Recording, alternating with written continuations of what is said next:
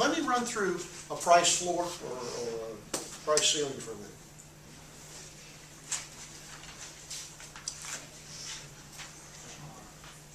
I've got some rental property, little 2-bedroom condos here in town. Typically, they rent for about $700 a month.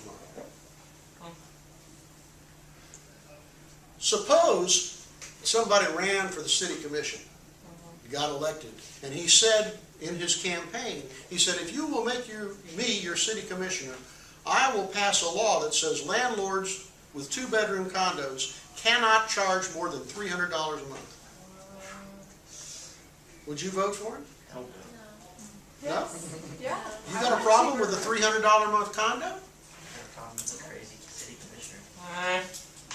If he could deliver on a $300 a month price ceiling, me the landlord, I can't charge you more than $300 for that condo, would you be a happy camper? Yes. Yeah, because then the law is all of a sudden he has to dock his prices how much all the amenities that you got before are probably not going to be used. Oh, there probably won't be, but I don't have too many amenities anyway. No, because the demand would skyrocket, which would leave a shortage of apartments. I just want you to change demand to quantity Sorry, demand. quantity. Okay? But here's what's happening. Let's say that normally in the market for these condos, the equilibrium price is $700.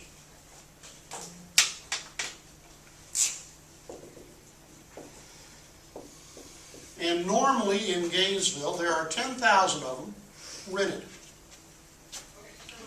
Now this city commissioner is going to come along and say, well, $300 is the maximum price that can be charged.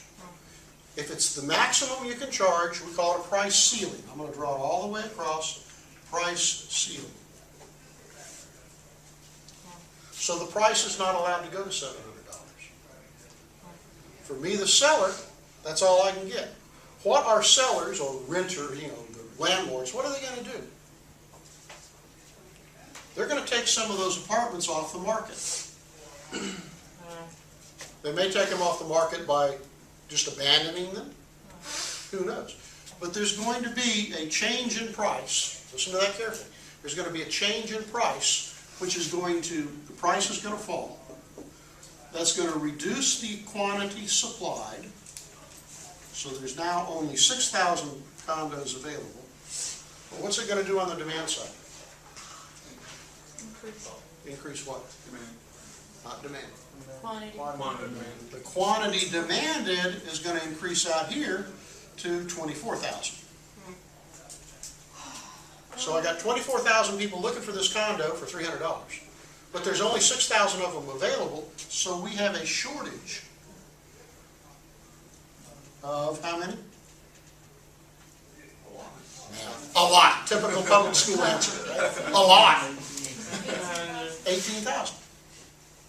We've got 18,000 buyers who can't find a condo, or renters. So there's your price ceiling.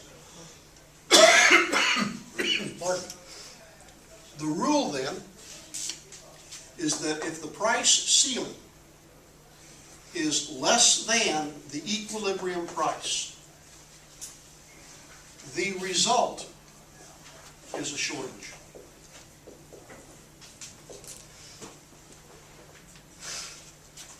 You with me on that, okay?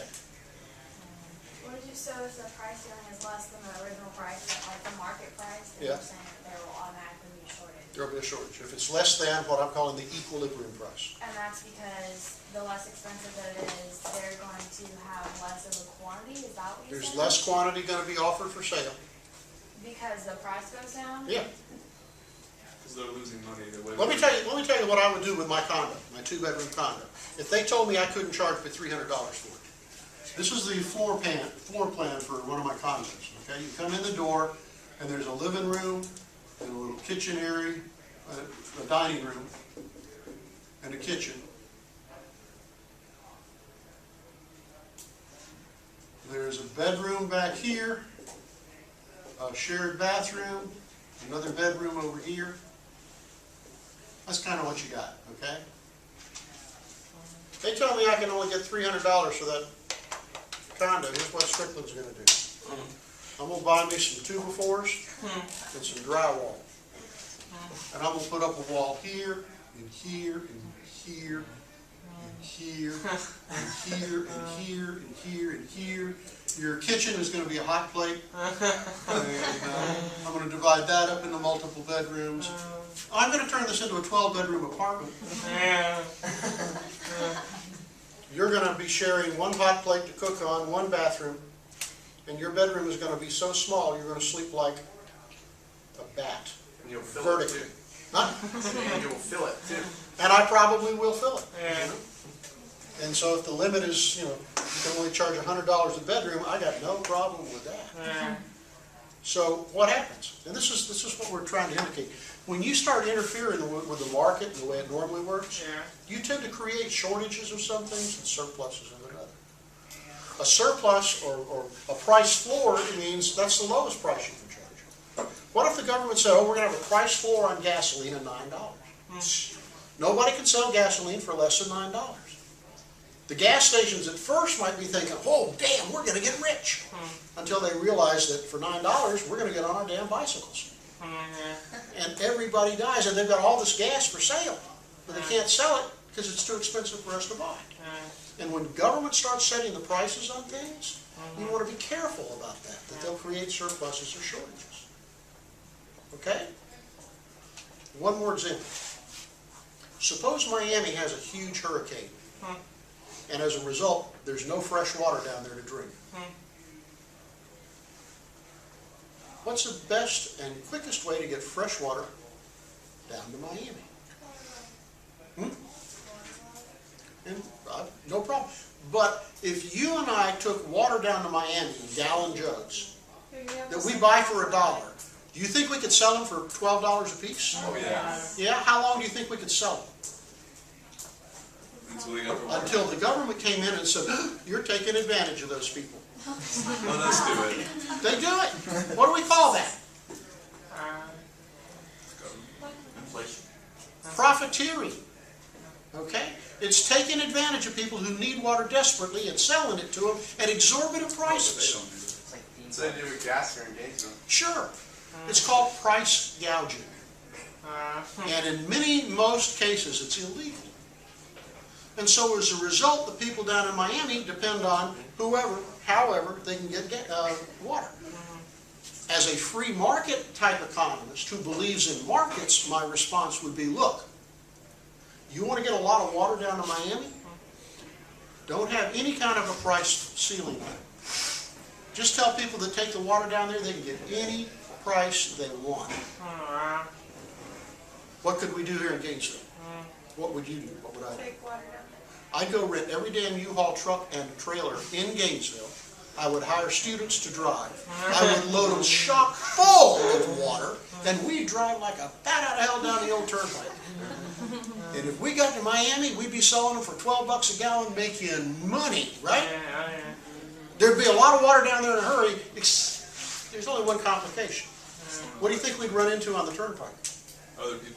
Huge caravans full of water trying to get down there and make money, okay? What would happen to the price of water? You go down Bottom would drop out. There'd be all the water they want down there. Hell, they'd be filling the damn lakes out of jugs. There's too much of it, right? So if the argument is, if you let the market work, it will create, respond to those shortages in a very efficient and quick way. And some people say, well, the first guys that get down there with trucks, they're going to charge huge prices and get rich. Yeah, so? Is the water going to keep flowing? Oh, yeah. First time word gets out there getting $12 a gallon for water, there'll be a lot of water in the next 6 hours. I know with government controlling, like let's say agriculture, just to make sure that farmers get the right amount of money, are they trying to keep a surplus of agriculture, or are they trying to keep a shortage? No, when it comes what to they're trying to do, it originated to protect small farms. Right, back in like 1910, right? Yeah, because if you're a farmer, it's not like you can decide what price you're going to charge for your corn. You take the price that the market pays. And in a year when the corn doesn't do well and there's not much of it, price goes up, and if your corn made it, you get rich. But if it's a year where everybody's corn is growing like crazy, you've got a huge increase in supply, price goes to the bottom, you can't even sell your corn for what it costs you to grow it, and you go out of business. And we didn't want them going out of business. So we put in price supports to protect them from super low prices. by many people's judgment today, that's gotten way out of hand. Most of our farms are very large corporate farms. They don't need that sort of price protection and crop insurance. They can afford to handle it on their own. But there's a huge debate about that. Yes, sir? So why would the government want to put some kind of program like that in when there's like commodity futures? Because isn't that what those are for?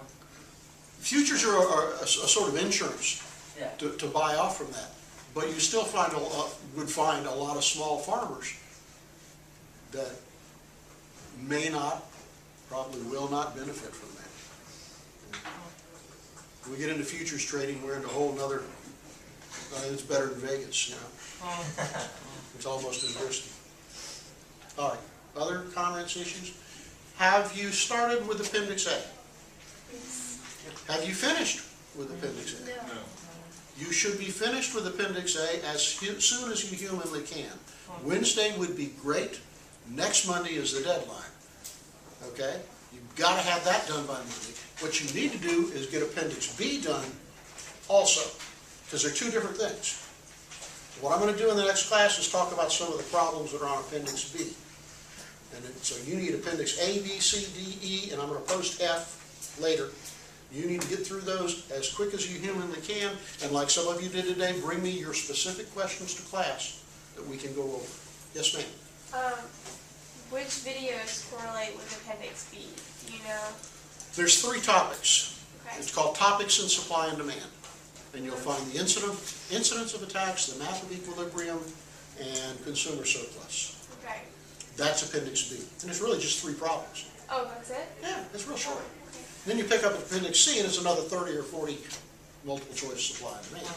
When you pick up Appendix D, oh, we're back to the... But there's not more videos. Those are No. mostly. No. Okay. After those videos, you ought to be able to do everything. The appendix these are for us, we're not turning them in. You're not turning in anything to me, I'm Cool. too lazy. The only thing you're turning into me is your choices paper. Other questions, comments, complaints? Yes, sir. You said all our tests are on Wednesday. Yep. I may be wrong, but I think test 1 said September 16. Is that right? No, what you will see is that on the left-hand column, it says for the week of. Gotcha. It says for the week of. So it'll be the Wednesday of the week of the Okay. 16th, which will be the 18th. Thank you. Good. Anything else? I have a problem with finding the videos. You have a problem finding the videos. Go to the Administrative Documents module, open it up, and there's a document in there called the VRSQ. VRSQ, Videos, Readings, and Study Questions. That's where everybody else know that? That's where your videos are? I have a request, please.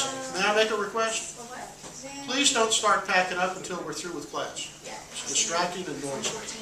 Okay? Good on that? Yeah, because all I saw was a PowerPoint. There's some PowerPoints in there and there's some videos. So I would click on VRS. No, open it up as a document. Yeah, click on it to open up as a document. It'll give you the URLs for the videos, the PowerPoints. And really, I think the PowerPoints are probably the most basic way to get started. And we won't rely on the text for a lot. It's mostly intended to give you some reading if you need to kind of solidify some of these thoughts and concepts. You really want to study those appendices. That's where your exam's coming from. Appendix F is the last one. I don't think I've posted it yet. It's an old exam. And I've had people tell me that I studied all your appendices and I knew how to do that, and I walked in and the exam was a lot harder. Well, I'm going to give you one of the old exams and you can judge. But you don't want to start that old exam till you really feel like you've mastered the first 5 appendices and you're ready to take it on. And they'll all have answers. The answers aren't any damn good at all if you don't know how to get to them. All right? Good. Peace. See you next time.